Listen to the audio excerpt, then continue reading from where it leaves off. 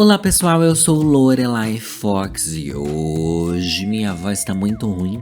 Eu estou doente, porque é assim, né? Parece que o frio é uma coisa que a gente pediu muito. Eu pedi muito pelo frio, porque a gente tava numa onda de calor tão grande, grande de intensa e longa, né? Daí eu comecei a romantizar o frio, como você deve ter romantizado também. Na minha cabeça, o frio foi mais ou menos como aquele ex-namorado que você começa a sentir saudade depois de você passa muito tempo solteiro, você começa a romantizar. Você não lembra do lado ruim que tinha aquele relacionamento, você só lembra do lado bom. Daí eu tava assim.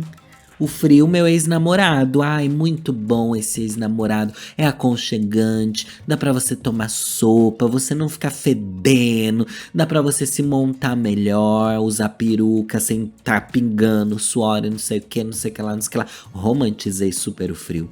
Mas é isso. Igual ex-namorado. A gente esquece, depois de muito tempo, o lado tóxico dele.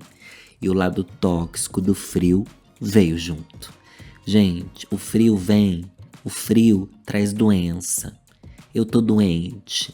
Eu tava ruim do pulmão. Mas eu tava ruim do pulmão antes do frio chegar, né? E agora eu tô ruim de gripe.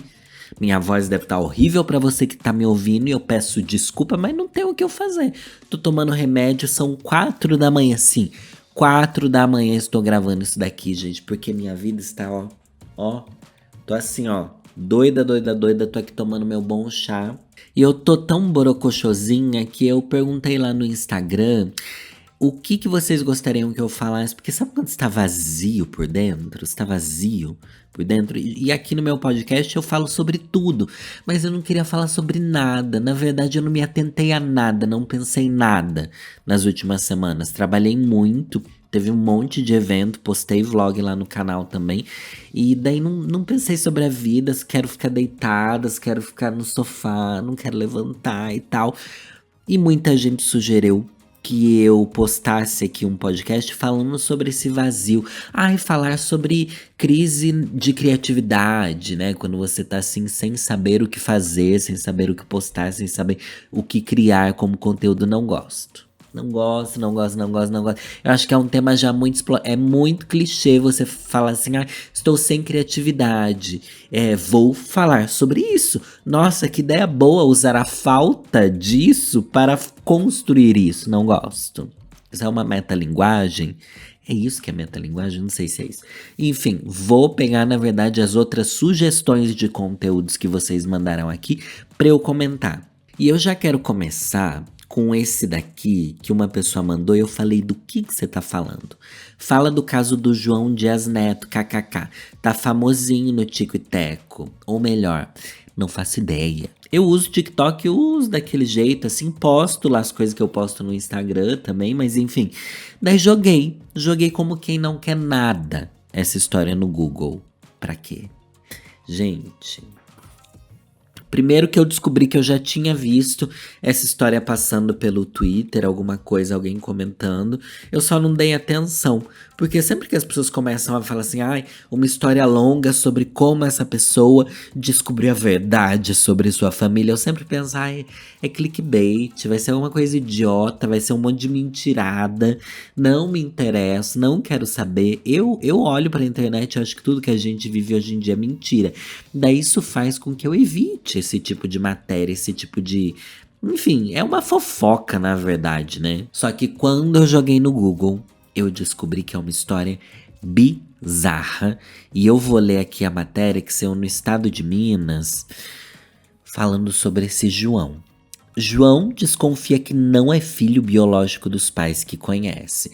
Até aí eu pensei, nossa, descobriu através de, sei lá, uma doação de sangue, uma coisa assim, uma coisa assado. Não, isso só seria mais uma história. Essa história é bizarríssima. O médico residente em urologia, João Dias Neto, morador de Curitiba, chamou atenção nas redes sociais após compartilhar no TikTok que descobriu uma série de mentiras de sua família. A história começou em dezembro, quando ele decidiu correr atrás de documentos para conseguir uma cidadania portuguesa, gente. Morro de medo, tá?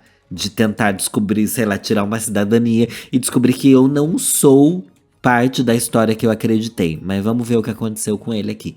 Um dos documentos que ele buscava era a certidão de casamento de seus pais. E aí veio o primeiro choque. Sua mãe era 9 anos mais velha do que contava e tinha tido um casamento antes de conhecer o pai de João. Aqui essa história já me pegou. Por quê? Porque eu pensei assim, só mentiu. Sei lá, te adotou, mas nunca te contou.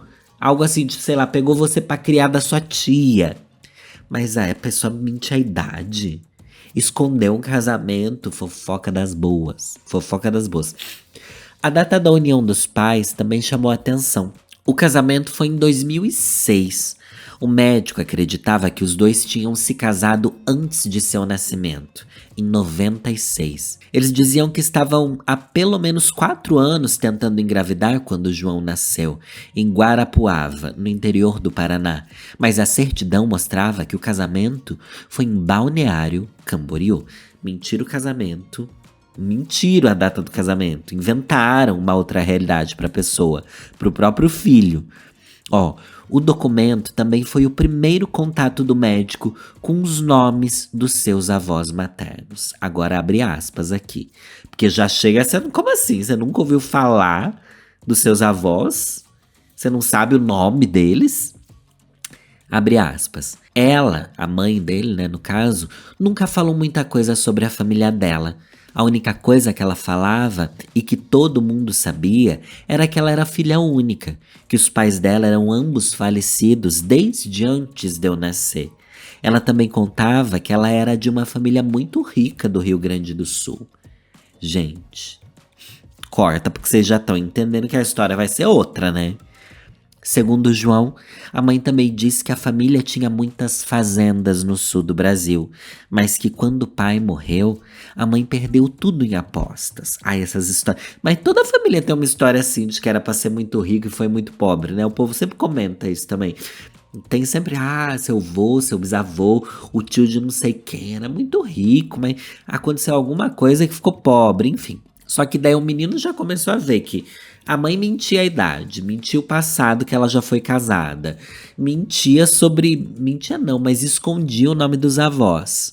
João ficou desconfiado e decidiu consultar as certidões de óbito dos seus avós.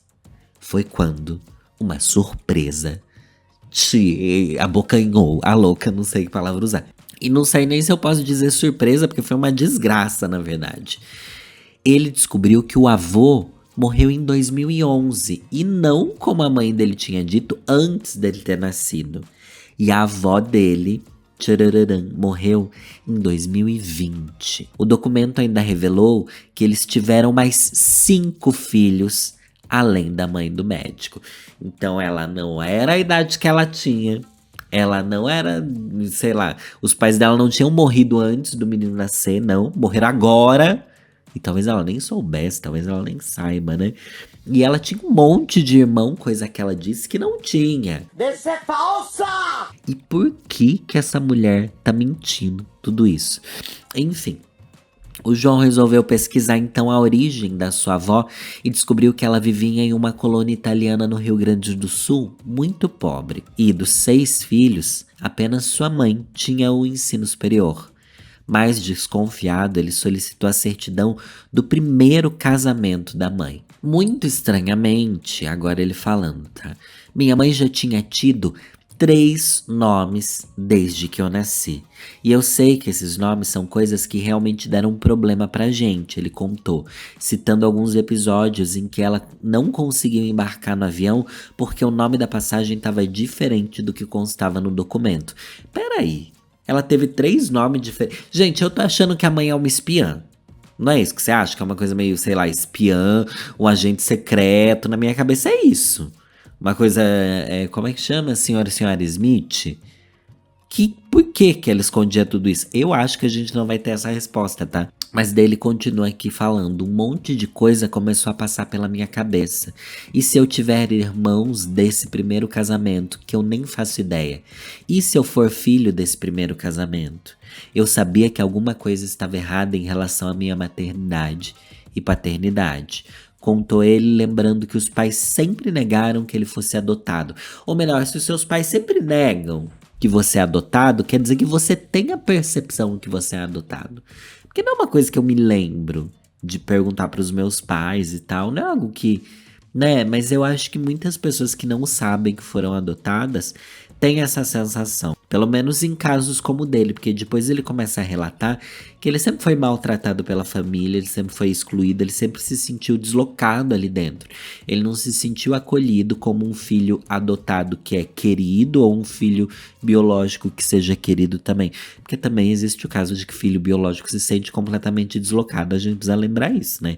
Que ter essa coisa de sangue não quer dizer absolutamente nada. Enfim, o primeiro casamento da mãe dele foi realizado em 82 e o divórcio só saiu em 93.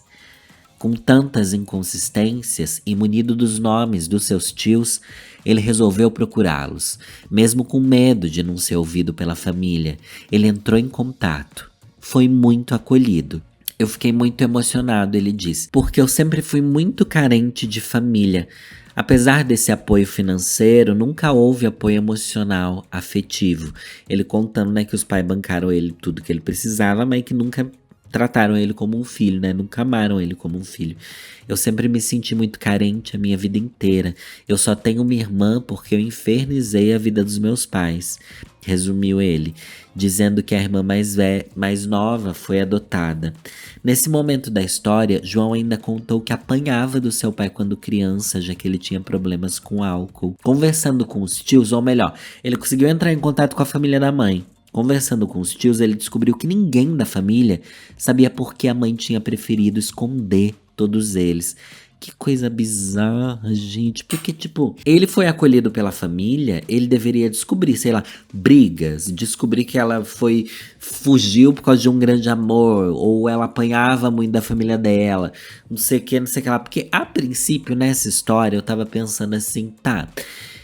Às vezes foi melhor ela ter sumido e escondido todo o resto da vida dela do filho, né? Pra proteger, vai saber o tipo de gente que era a família dessa mulher pra ela querer esconder tudo. Mas parece que não.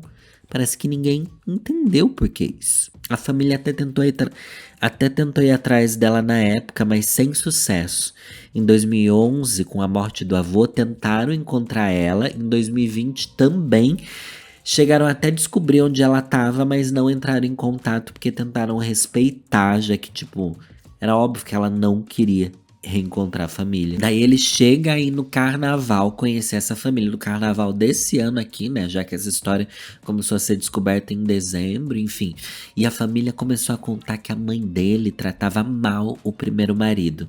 Ela também não queria que seus familiares estivessem em contato com seu esposo, o que não foi possível, já que todo mundo morava na mesma cidade. Ela proibiu as pessoas da família de irem ao primeiro casamento dela. Segundo ela não deixaria aquele povo ir porque eles não tinham nem roupa. Ou melhor, ela é uma desgraçada essa mulher, né? Já estamos entendendo. O marido, no entanto, mantinha uma boa relação com os sogros, mas a relação entre o casal era péssima.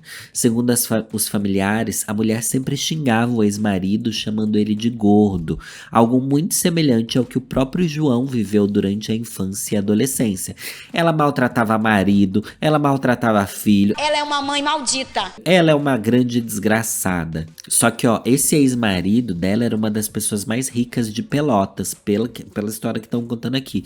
E parece que foi por isso que ela se casou. Ele tá comentando aqui agora que uma prima mais velha contou pra ele que antes da mãe ir embora, ela falou com ela: você tem que sair desse buraco, tem que casar com um cara rico.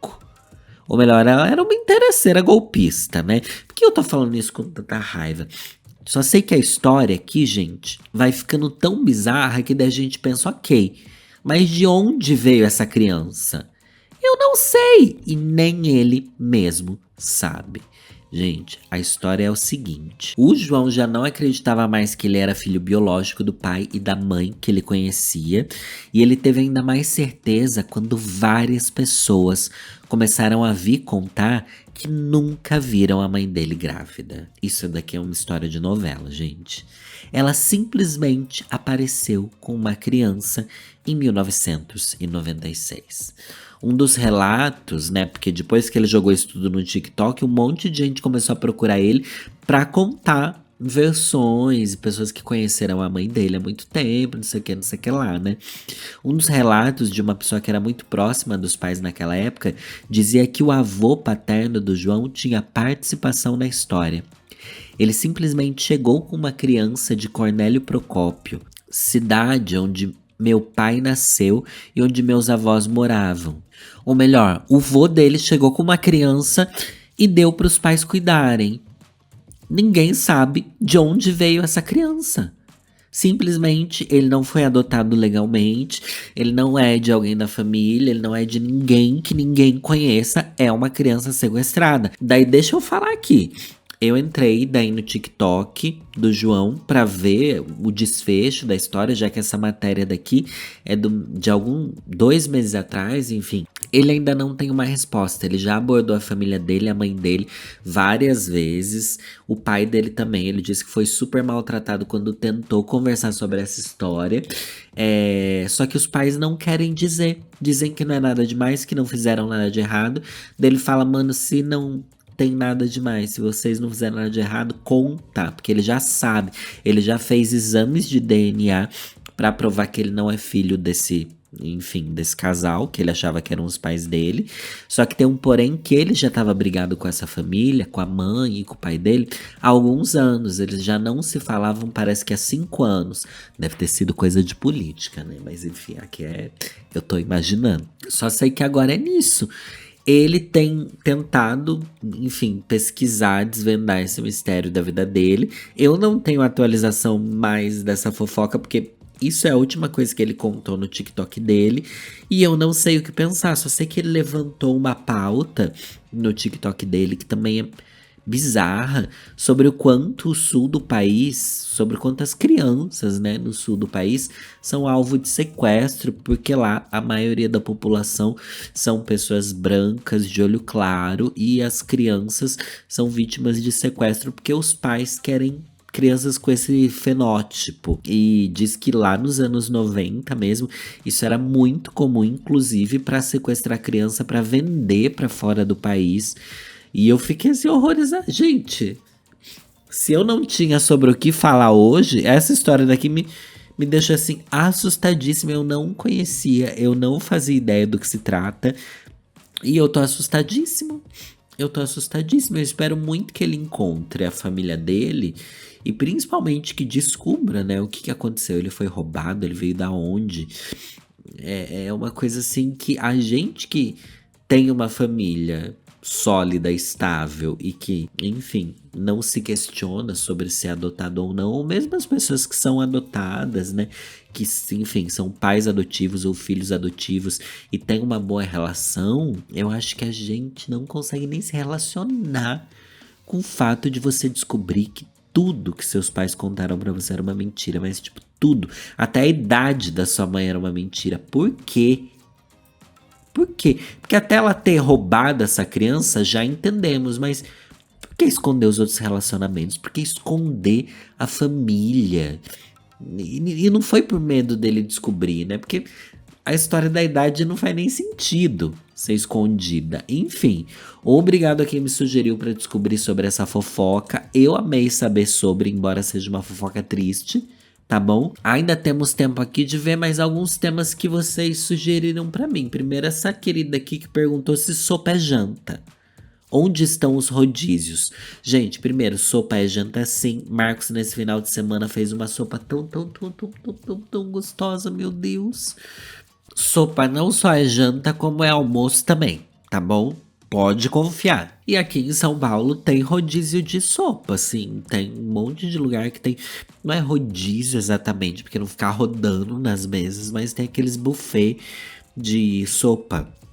Isso é muito comum aqui. João me pediu para eu comentar sobre o sucesso do livro do Machado de Assis por causa de uma influenciadora norte-americana. Se você não é muito do TikTok ou do Twitter, no Twitter isso viralizou bastante, tá chegando agora no Instagram, né? Porque é assim que as coisas funcionam. Uma americana, booktuber, não é booktuber, booktoker, não sei, tiktoker, do mundo dos livros no TikTok. Ela estava fazendo um desafio muito interessante, por sinal, de leitura ao redor do mundo, onde ela leria, de acordo com a ordem alfabética, um livro de cada país. Por exemplo, letra A, Argentina, Alemanha, outros países com A, tá bom? Letra B, Brasil, Bolívia, outros países com letra B. De cada país ela leria um livro. E daí do Brasil, por algum motivo, sugeriram para ela ler Memórias Póstumas de Brás Cubas, de Machado de Assis. E eis que ela posta um TikTok falando assim: estou com 3 problemas. Primeiro, o que eu vou fazer na minha vida depois de ler esse livro? Porque o livro, ela gravou esse vídeo faltando 100 páginas para ela terminar o livro. O que eu vou fazer na minha vida quando eu terminar de ler esse livro? Porque ela diz que foi uma catarse na vida literária dela. Outra coisa, por que ela ficou indignada? Por que as pessoas indicaram justo esse livro pra ela? Sendo que ela fala, mano, vocês deviam ter me indicado alguma coisa boba, uma coisa simples, e não um dos melhores livros já escritos na história da humanidade. Ela ainda fala assim, tá, agora eu vou ter que ler mais livros até Z, e esse daqui já tá sendo o melhor livro do universo. Enfim, é mais ou menos assim que ela fala. E ela fica assustadíssima, ela fala sobre a tradução do livro, que ela diz que é incrível. Daí começou a viralizar também entrevista da tradutora do livro, então, entrevistas maravilhosas, inclusive, sobre o quanto o processo de tradução é um processo bizarro, assim, de difícil e de trabalhoso mesmo, né? Ainda mais pela questão histórica do livro e tal.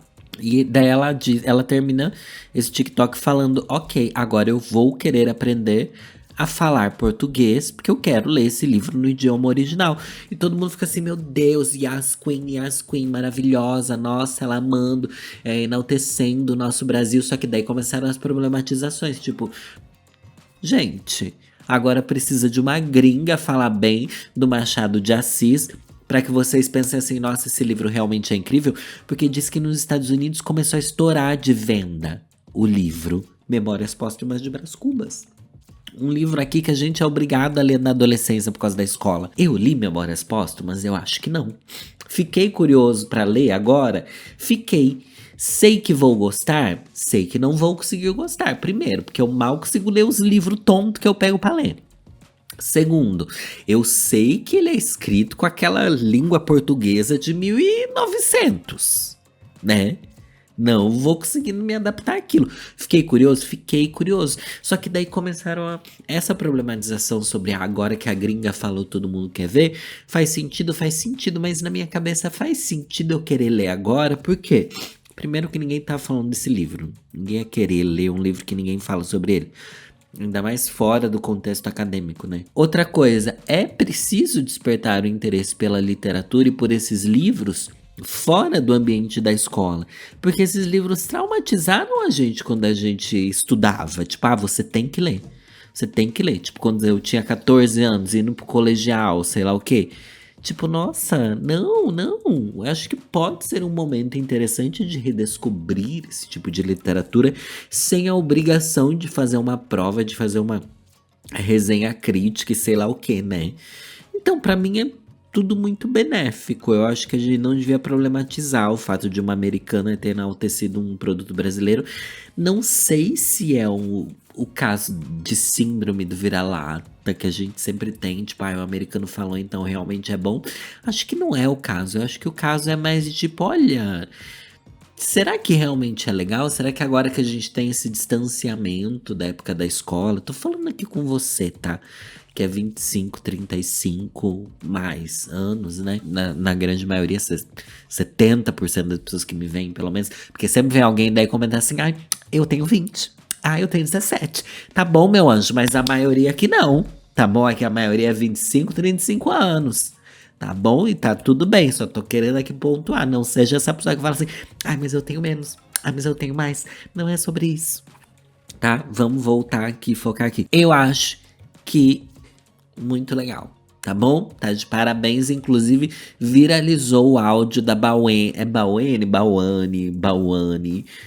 Enfim, a menina que tem o sotaque mais maravilhoso do Brasil, lendo um trecho de Brás Cubas. E é sensacional, tá bom? Pode pôr, Vitor. Você sabe achar aquilo? Põe aí. Ao verme que primeiro roeu as frias carnes do meu cadáver, dedico como saudosa lembrança estas memórias póstumas. Pediram muito para eu comentar também sobre o novo santo millennial da Igreja Católica, ele embalsamado de Adidas. No Twitter também tem surgido muito essa trend do quanto a Igreja Católica é camp. E o quanto ela é assustadora, além de camp, ela é assustadora, né? É assustador você pensar que é comum a Igreja Católica embalsamar pessoas e deixar ali exposta. Só que agora ficou estranho porque é um menino adolescente que morreu e as pessoas rezavam pra ele. Ele era super católico, né? Por acaso. Por acaso não, né? Só por isso que ele virou santo. Mas daí as pessoas rezavam pra ele e pediam milagres pra ele. E ele realizou esses milagres dificílimos, porque não é qualquer milagre, assim, tipo, ai, preciso aqui encontrar minha meia perdida, igual São Longuinho, nada contra São Longuinho, mas é mais básico, né? Agora as pessoas que estão ali, pacientes, que curam doenças incuráveis, putz, isso daí é um milagrezinho pra conta do menino. E parece que ele tem 2 milagres, mas o que pega a gente é que ele foi embalsamado com uma roupa de adolescente mesmo, de TikToker, de estudante que você vê na rua e tal. É muito estranho. É muito estranho, mas ao mesmo tempo eu acho que é um refresh, assim, pra revigorar. Eu não acho errado, não achei nem creepy, na verdade. Eu achei curioso esse fato, mas muita gente tá horrorizada. Agora, se tem uma coisa que me pediram muito, muito, um monte de gente mandou essa mesma pergunta de diversas formas, foi para eu comentar sobre a crise dos 30, medo, solidão, solteirice, vontade de mudar, caos. Gente, eu não sinto que eu tive essa crise dos 30 e eu tô chegando na crise dos 40, né? Falta aí 3 anos, 2 anos e meio pros meus 40 anos. E eu não tive isso. Quer dizer, eu tive, mas não exatamente com 30 anos. Eu porque eu acredito que é porque ali nos meus 30 anos foi a grande fase de transformação da minha vida, onde as coisas começaram a dar certo. Então, tava toda essa crise minha, aconteceu até os meus 28, 29 anos.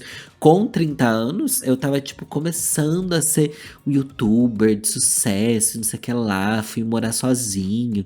Então a coisa estava começando a funcionar na minha vida, daí eu acho que eu não me peguei nessa crise. Foi um momento de virada muito positiva da minha vida.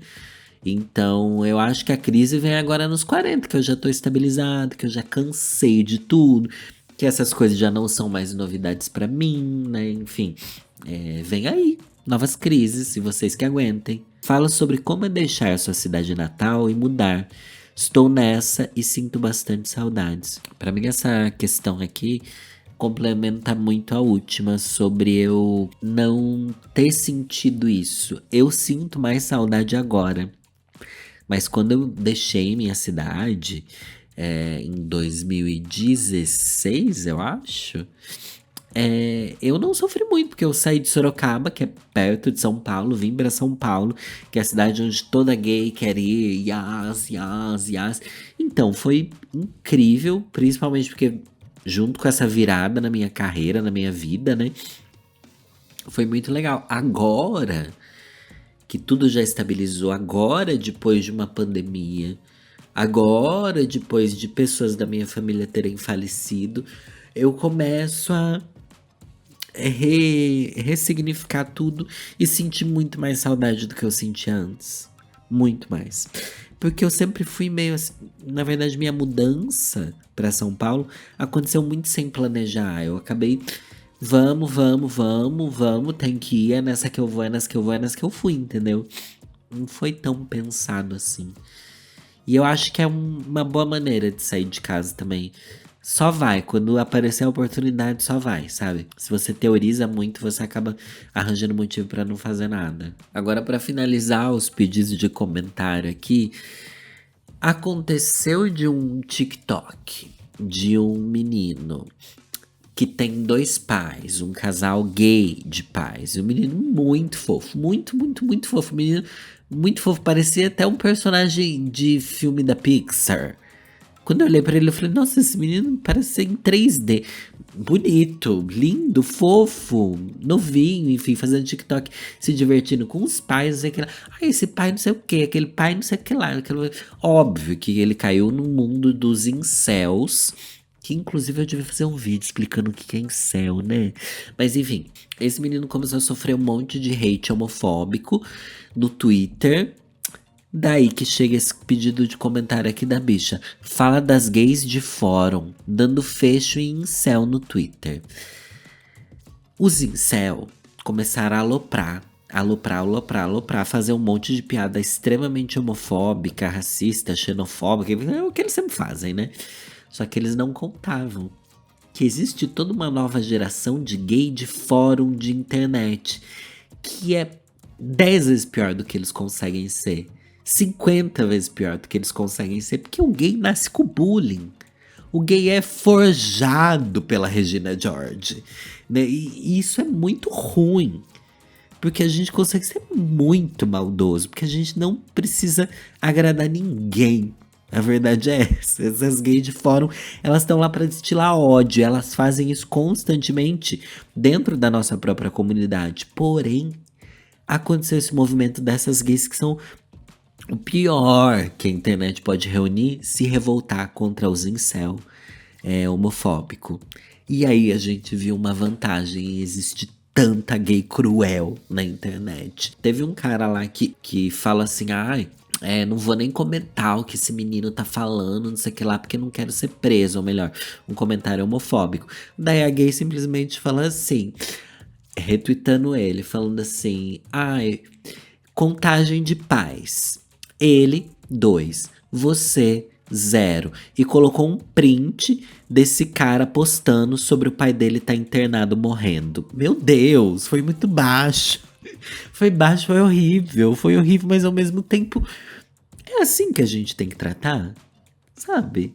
É assim, talvez seja, talvez seja. Outro que usa foto de anime fez um monte de comentário homofóbico, não sei o que lá, não sei o que lá.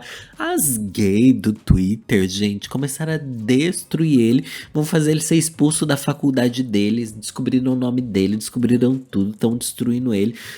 E um dos comentários mais icônicos que eu li as gays fazendo sobre esse outro menino foi a respeito dele não se dar bem com a mãe dele. Ele tweetava bastante sobre isso e as gays foram lá, varreram a história dele inteiro na internet pra descobrir que ele não se dava bem com a mãe dele. Provavelmente nem se falam, ou ela morreu, alguma coisa assim, ou ela não é presente. Começaram a usar isso contra ele, da maneira mais horrível possível. Só que ao mesmo tempo é libertador. Mas um dos comentários mais interessantes que eu li foi a respeito desse menino não se dar bem com a mãe dele não tratar ele bem, não sei o que, não sei o que lá. Daí a bicha fala assim, você é hétero? Você é homem? E mesmo assim você ainda é uma vergonha pros seus pais? Bicha, você fracassou muito. E na verdade, eu fiquei pensando assim, nossa, é muito verdade mesmo. Tipo, você se tornou um incel, sabe? Você é um mico. E, tipo, você tem tudo pra que seus pais gostem de você, sabe? Você é hétero, você é homem, você tá no topo da cadeia alimentar dos privilégios e mesmo assim você é uma fracassada, bicha. Você... Ai, eu achei maravilhoso. E é uma reflexão tão boa, né? Porque, tipo, é muito verdade como essas pessoas têm tudo pra vencerem, porque eles têm todos os privilégios do mundo e mesmo assim são uns fracassados que não conseguem nem se dar bem com os próprios pais, bicho. E ainda quer causar na internet falando dos pais dos outros. Ai, melhor, hein? Eu sei que tem sido, assim, horrível, mas ao mesmo tempo é um aprendizado, Descobri várias formas de ofender as pessoas através dessas tretas do Twitter. E todo o meu apoio a gays que não estão lá pra serem da paz e do amor. Que estão lá pra destruir realmente as pessoas. Porque não adianta a gente ser da paz e do amor, tá bom? Eu tentei minha vida inteira, nunca consegui ajudar ninguém sendo assim. Tem gays que precisam ir destruir as outras pessoas, é isso. E que façam cada vez mais isso contra incels e homofóbicos, né? Do que dentro da própria comunidade. Mas daqui a pouco elas voltam a atacar a própria comunidade, né?